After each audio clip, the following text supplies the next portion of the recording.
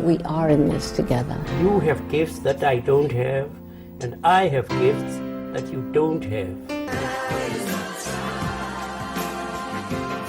That we must see. Now is the time, because it's when we all get together that we will make the changes that we must make. We are the world. Welcome to Malcolm and We, brought to you on malcolmpresents.com, internet, actually a streaming portal for you to enter the wonderful world of Zoomcasting. And again, I'm Malcolm Berman with my co-host Jana Larson, and tonight we're going to have Robert Levine as our guest. We have created fire here. Hopefully, this is only like our fourth show. I don't know. Have you seen the other three shows yet? I haven't had a chance yet. They were way more fabulous than this. We're taking you down from an A to A minus. Well, we're going to make it fabulous. Yeah. Right. Well, thank you. See, this is why I knew he would be fine, because he's our resident poet, gentle person, full of and so he can help calm us down and bring this, back to a good experience. Basically, what I want to find out, what do you do with We the World? Basically, I've had the good fortune to know Rick Ulfik for near on 20 years, maybe even more so. Rick and I have served on a number of organizations. One was Coalition for One Voice. We were on the leadership circle. And the last many years, Rick and I have been on the board of FIONS, Friends of the Institute of Noetic Sciences. And I've had a chance to work with Rick on a number of issues with We the World, based on my availability and based on the need, helped a little bit with fundraising, helped with planning, organizing. I've had the good fortune to have Rick want me to be involved, and I've been enjoying that. But I think my fuller involvement with We the World has been for the last 2 years. Back in 2017, Rick had the vision of an online magazine, Trends in Global Grassroots Organizing. We put out 2 issues in 2017. I believe it was March and May, and I wrote for those issues, included some articles, some trend reports where we highlight organizations that are doing critical work in partnership with We the World among the 11 campaigns of global unity. But Rick wanted to bring trends back on a more permanent basis. So I'm a writer, and I've been writing for years, poetry. I'm an essayist. I wrote for a number of years for an online magazine called Life Sherpa, and poetry published here and there. I've subsequently published 2 books, one recently. So Rick was, would you want to become the editor-in-chief and managing editor of Trends? And I went, Rick, I'd love to do that, but I'm a little concerned. How often do you want the magazine to come out? I was a little concerned that if it was going to be a monthly, I might not have time, but Rick went, so I suggested to Rick, how about a quarterly? And he said, exactly. So we've been issuing Trends every quarter since 2021, March 2021.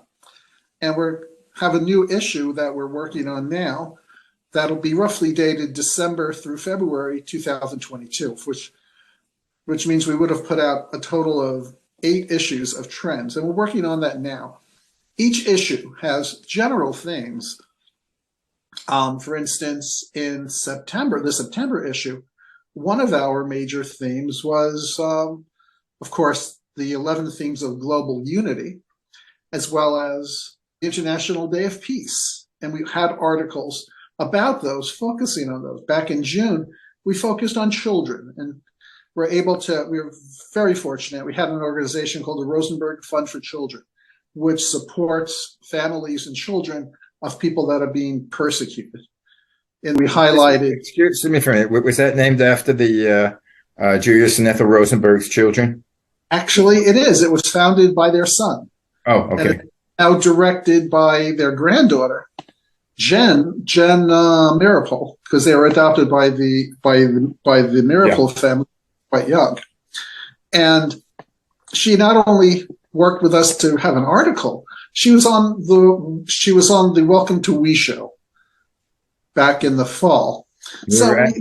Actually, I'd like to have her give the contact information to Yana. I'd love to have her on this show. Yes, she's a great interview and doing such important work. So Trends highlights that. We want creative work. We have some amazing writers who've written for us. Dr. Marty Casey, gun violence. Patrick Carolyn, who's part of the Franciscans. He's a layperson for the Franciscans, writes powerful articles about spirit and living spirit in the world.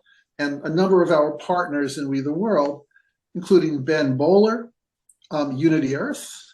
I could go on and name the wonderful, talented people that have written for Trends. And in the new upcoming issue, I've asked people, our focus is going to be on reflection and transformation. And I want to reflect that from different traditions. So Patrick is writing it from the Christian/Catholic tradition. Swami Ramananda of Integral Yoga, he's president of San Francisco, and a friend of mine, I taught at Integral for many years. He wrote an article from the Hindu yogic philosophy. Karuna, who's written for us before, is writing from the Sikh tradition. So we get an opportunity to really have incredibly talented people write very powerful articles, because Trends wants to highlight the positive. We're not turning a blind eye. We're not putting on rose-colored glasses. We know what's going out there in the world, and we talk about it. But we want to talk about the people, the organizations, the ideas that are making a difference to try to change the world. And that's what we want to do here too. Talk about not the alternative facts, but the real facts, and acknowledge that it's scary, but still you can't turn into doom and gloom. You have to go to positive and remember that you just got to get together. There have been countless examples of that throughout history, when people just keep the faith, keep together, keep going no matter what. And that's what they all have to do. Right. And actively change the world, because it can be very frightening. It can be overwhelming. You say to somebody, we've got to work together to change the world. And they go, what can I do? It's the problems seem insurmountable. Global warming alone, what's going on in politics in the United States. And we had a very powerful article by George Campanelli in the last issue about the crisis we're facing. He was on the last We show. Along with me, and that was quite an honor to be on with him. Anna was there too, speaking from the perspective of the Poor People's Campaign. And thank you, Jana. You were a great guest. And we have great people, great guests, people that are there doing the work, thinking the thoughts. Kurt Johnson, who's been a mentor and a friend to both Rick and I. He's written and been on the show many times. So we've been very lucky. One of the you haven't had any lack of being able to get people to write. I mean, you have an overflow, right? Oh yeah, I could rattle off names: Sue Blythe on the environment, Heidi Little on children, Karen Palmer on woman. It's been amazing. Me on economic justice. Anna on economic justice. Jack Strasberg, who's also written. Yeah, ethical markets. A good friend of mine who's a fabulous writer out in Scotland, Martin Belk. He wrote a very powerful memoir called Pretty Broken Punks. He's written for us too. And we welcome entries from everybody, because you don't have to be a published artist, just write. And Robert's the editor, and I think you have a bit of a staff still, don't you? Oh, People come and go. People come and go, but there's always someone working. I mean, and I would be remiss if I didn't talk about Angel Fullerton. Oh yeah, Angel is a miracle. When you look at Trends, I'm very active in the content, but the incredibly beautiful format, that is Angel. Yeah. Well, that's what I say. I mean, her her name, her personality and her spirit, her energy matches her name. And that's why I always say her wings are really heavy. All the things that she has to do, they're powerful. Well, And of course, there's Rick Ulfick. I mean, Rick, Yeah, Rick. the vision, the spirit. Even to this day, Rick makes sure he puts a commentary in there. And we work together. Yeah, you two do. You have a back and forth, which I think is really interesting. Right. We do a dialogue together on the major issues of the day. Yep. And it's always powerful. It's always important. It always touches on the pulse of where we are as a people, as a planet. Yeah. So it's been Hey, let's sorry to jump in on you, but we have to hear about your launch that you had last night. How did that go? It went wonderfully. So besides being a writer and an editor, I'm also a poet.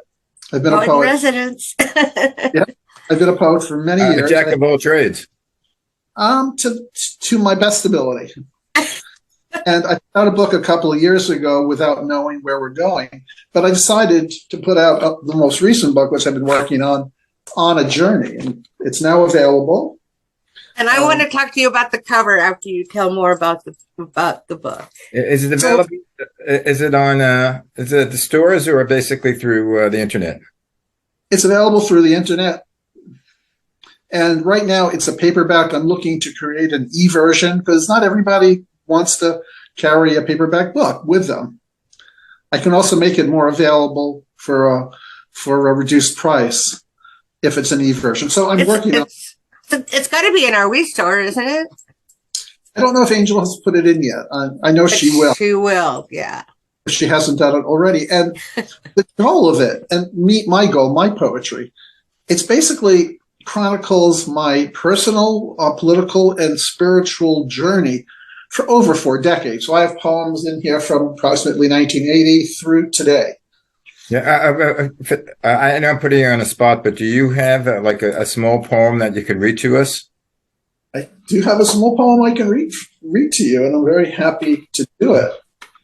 This is actually a poem that appeared in Light on Light, which is produced by Kurt Johnson. So it's called Without Wings. It appeared in Light on Light in spring of 2018. Without wings, we first learn to fly. Without words, we first learn to sing. Distances bring us closer than touching, hands, or holding each other on nights when we are afraid to dream. Mm. Yeah. Beautiful. What got you interested in poetry? I've been drawn to poetry for as long as I can remember. I mean, I think like a lot of people, I mean, I've been wanting to write since I've been. I remember my first novel I wrote when I was 4 years old. It was mostly pictures, of course. But I really kind of started reading poetry, mostly the beats. My favorite poet to this day is still Gary Snyder, who was one of the major beat poets. Yeah. And he's still alive, fortunately. Yeah, I used to fell in love with E. Cummings. I don't know whether he's considered a beat poet. No, he's not, but he was a brilliant poet. I mean, Yeats, T.S. Eliot, whether you agree with their worldviews or not, when poetry becomes transcendent. Mm-hmm.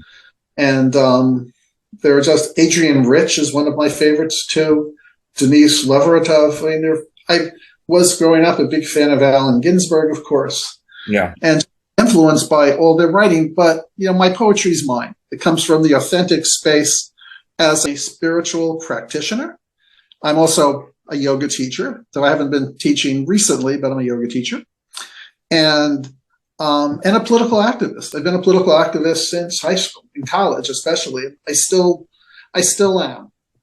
And how did you meet Rick, and how did you initially get involved with We the World? Well, Rick and I were both about 20 years ago. Well, I was very involved with Integral Yoga Institute in Manhattan on 13th Street. And the Swami at the time, Ramananda, who has an article in the latest trends, he was invited to be part of an organization called the Coalition for One Voice, bringing all the organizations within the New York area to raise awareness about politics and spirit. Rick was also asked to serve on the leadership group of One Voice, Coalition for One Voice. And what brought us together was we had a subgroup, a politics subgroup, which is something that Rick and I are both very interested in. I'm also a political scientist. I was working on my doctorate, but decided I actually wanted to do rather than research. Are you a New Yorker? I am a New Yorker. I was born, still live here. I went to City University, Brooklyn College for undergraduate. I went to take a look. I know, City College of New York. Yeah, I went to CCNY uptown.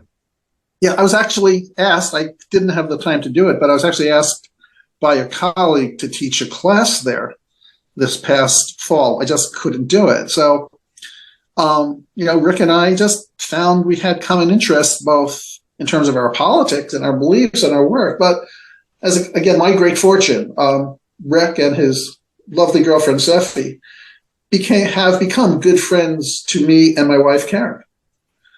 And that's been a blessing, of course. Fantastic. Yeah, that's.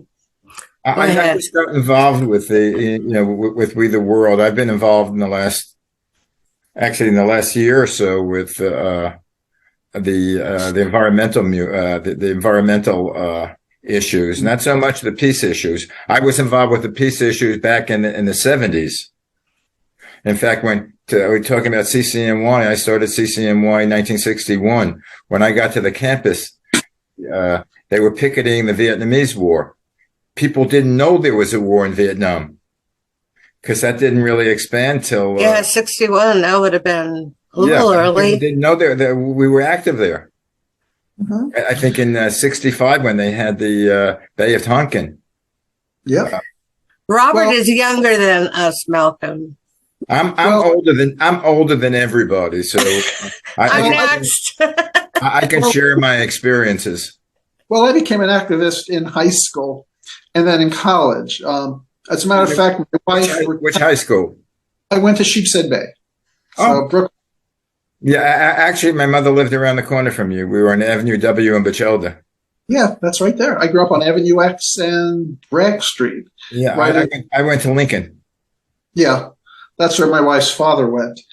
Of course, years and years ago. He's since passed. And I remember my wife used to recount. She goes, there was this one guy, we met after college. She goes, there was this one guy who stood in the same place handing out leaflets. He had long hair and a beard, and he would push that leaflet in your face and he wouldn't take no for an answer. And that was me. I'm thinking of The Way We Were in the part by Barbara Streisand. Yeah, exactly. Oh, I love that. So that could have been you in drag. Exactly. So yeah, I do really feel a unity with her character, not with the Redford, but with her. Yeah, being the peace activist among all the preppy people, that kind of thing. Yeah. Over the years, when I was in some of the meetings that Ben had, those Wednesdays get together, and I saw all the people that they sort of like pieced my life together. There were different periods of my life when I was very much into Buddhism. Mm-hmm. Matter of fact, I had a full beard, and I used to wear a Nehru jacket with puka beads and long hair, and they used to call me Maharishi Mahesh Malcolm. and I was living on the in the village on West 10th and Bleecker Street for a few years. So it's sort of like everybody was a little piece of my action. There was Buddhism, there was a peace movement, and of course now the environmental movement, changing our carbon footprint. Yeah. And when I'm sorry. No, that's okay. Excuse me. So actually, it's funny because I came of age in the 70s, and a lot of my good friends who are a bit older than me had been in the anti-Vietnam War movement. But what I found influenced me almost more than anything, of course, that did too, but was the feminist movement of the 70s. Because what they were doing, they were thinking of a totally different vision of society. They're saying we just don't need to make political change. We need to change how we view everything, how we associate, how we understand power, how we use power. And it was, I feel very blessed having grown up in that era, because they really opened my eyes to, there are the important issues, and we can never lose sight of those issues, because we've got to do stuff in the here and now. I was involved in anti-redlining, nuclear power, certainly, and a whole host of issues. But I love their vision of that we've got to even transcend that and really change everything. So really, and challenge a lot of norms, like when I got married, I kept my last name. Shock. Well, yeah, it's kind of interesting you should say that, because when my wife and I married, and that was in the mid 80s, we'll be married 36 years. She asked me, what did I want? Did I want her to keep her name, or did I want her to take my name? I said, I have no say in it. It's your choice.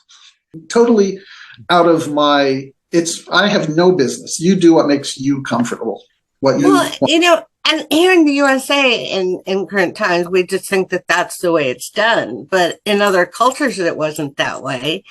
And really, when you think about it, I mean, I've thought about this a lot, obviously, is why does a woman have to change her name? Mm-hmm. Yeah, exactly. I have some friends, and I kind of like this, but it was going to create more confusion.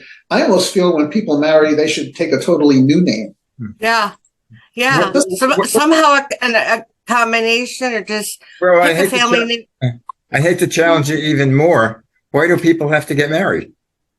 True.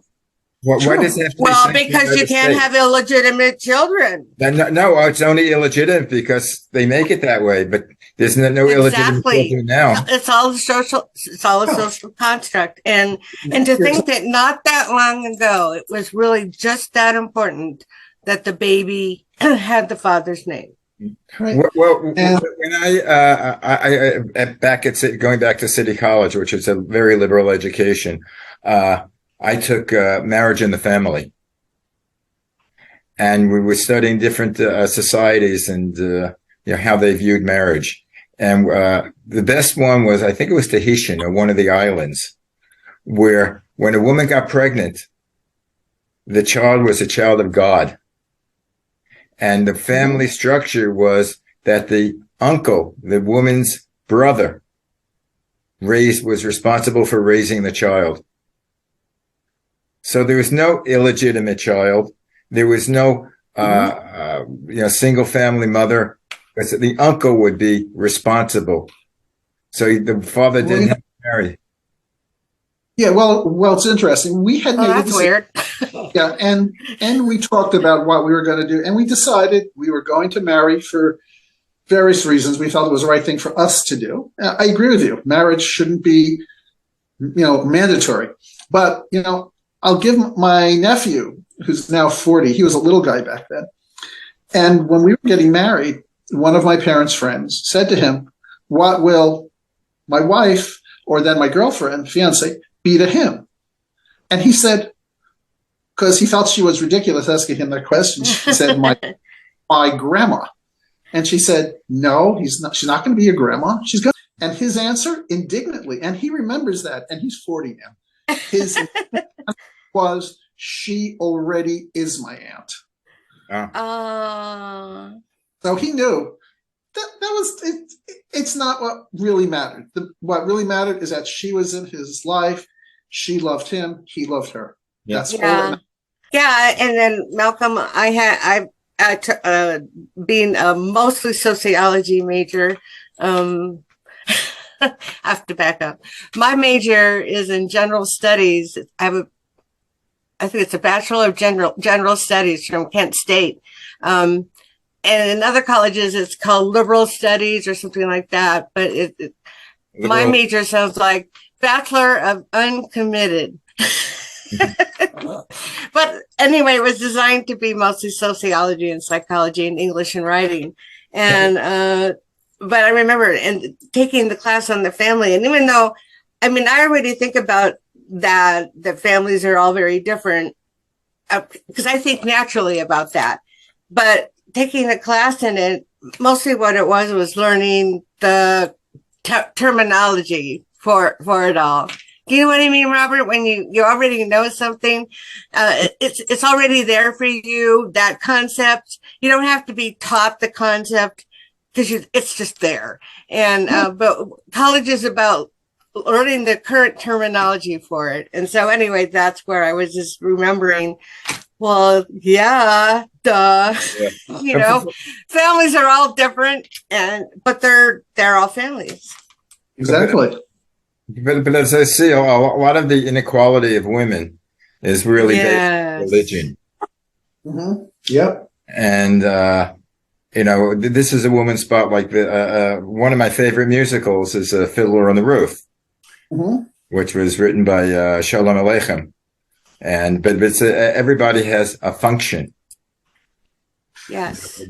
But the function of a woman is not to be educated. Right.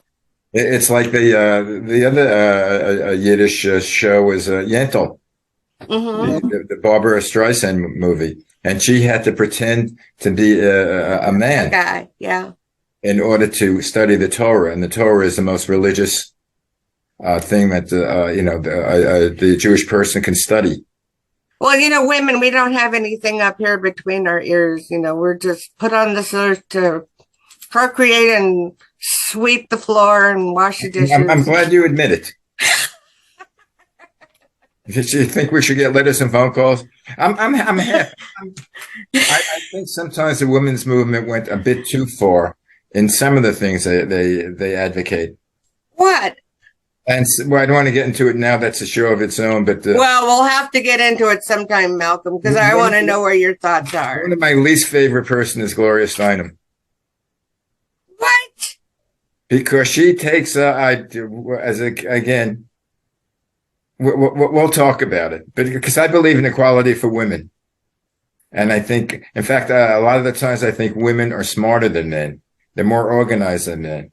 I found out when we're multitaskers, it's just, I found out as a general sales manager at a radio station, the women salespeople are much better at detail than men. They follow up. When they tell a client that something's going to be done, it gets done. It's like you and me.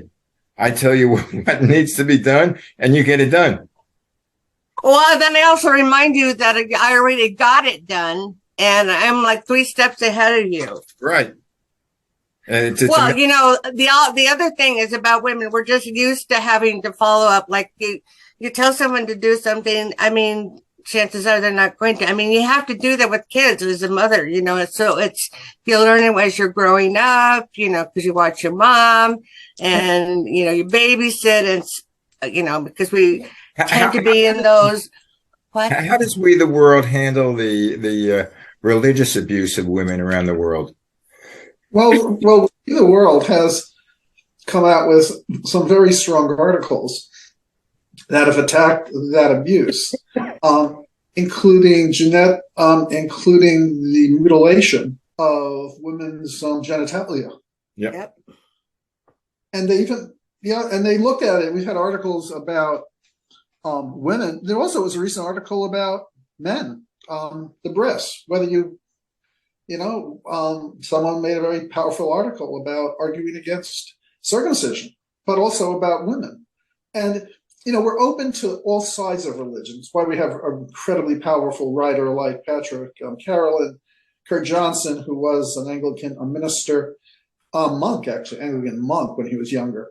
And they bring the true, powerful, beautiful, transformational spirit of religion.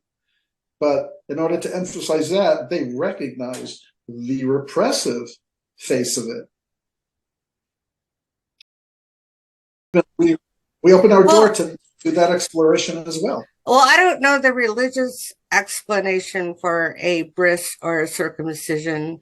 I understand it as having been a mom of boys, the medical reasoning behind it. But I also know that since I gave birth 30 years ago, there's a new trend towards it. But in female genital mutilation, that is to reduce sexual pleasure, and it's not for Right. any kind of cleanliness reason or that I am aware of.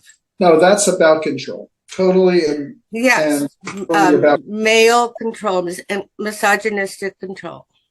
Yeah, well, that's why in these in a lot of these countries, these poorer countries, the rape is so prevalent because women have no rights. I mean, that's what they're used for. Right. And even in this country, I mean, rape is not a crime of sex, it's a crime of violence. And let's face it, women are victims in whether they're in walking on the streets, going to class, getting out of their car, going to the grocery store, on a date, in marriage. Yeah, the women's life is a hard lot. But anyway, that's a what's that name? Right. Oh, Hard Enough Life. actually, Right. Robert, our 30 minutes is almost up. Oh, I'm sorry. I'm really enjoying this. Yeah. Well, because I wanted to talk about poetry again. Well, by the way, we'll have you on again. There's no problem. Yeah. Love it. And I'd love to maybe focus on poetry.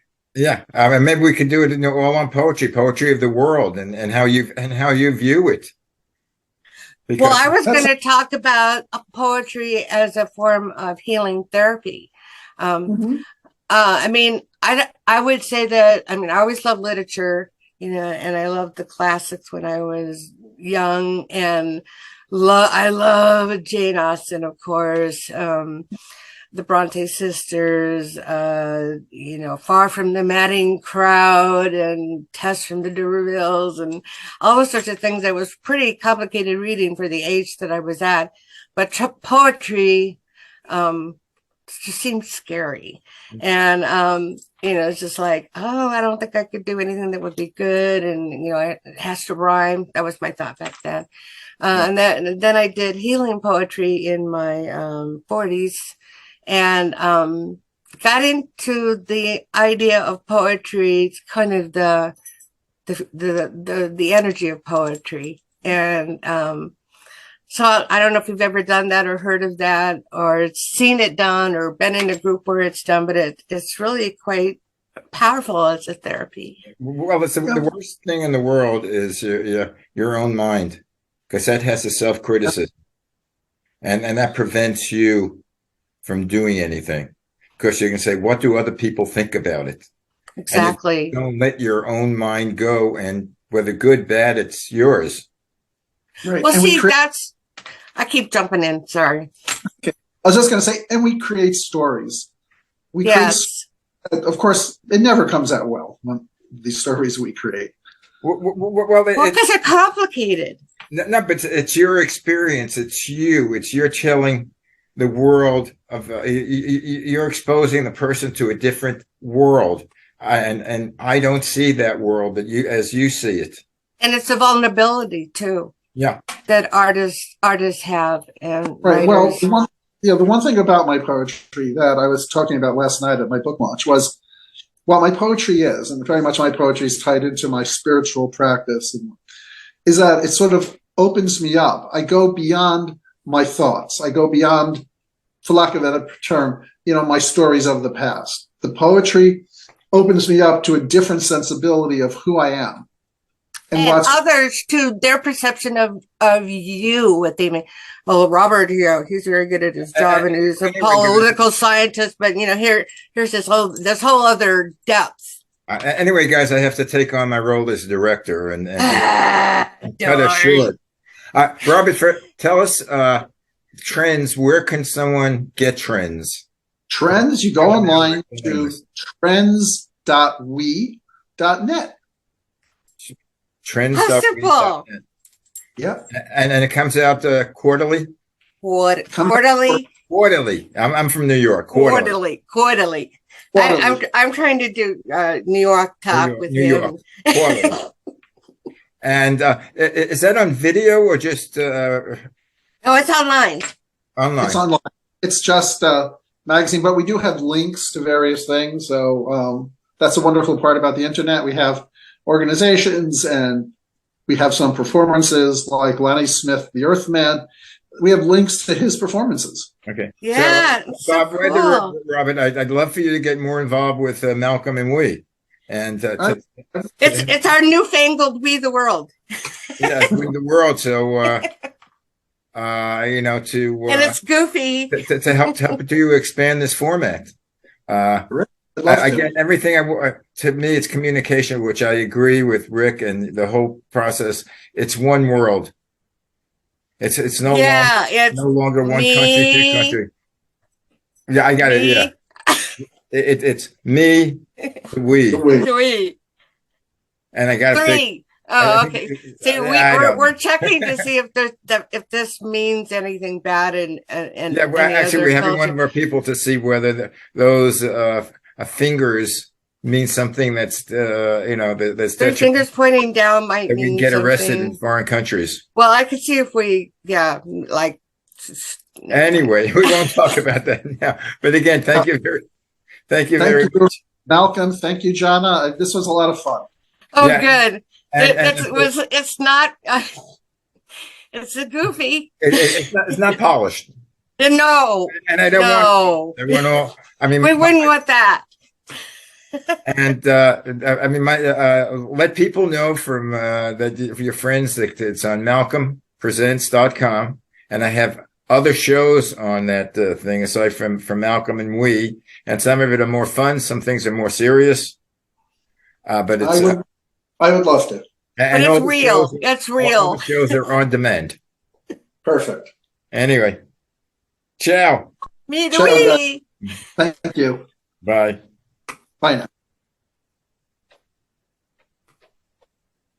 The objective of the organization We the World is to facilitate cooperation on a global scale amongst groups and individuals dedicated to implementing solutions to the many challenges we face on the planet at this time.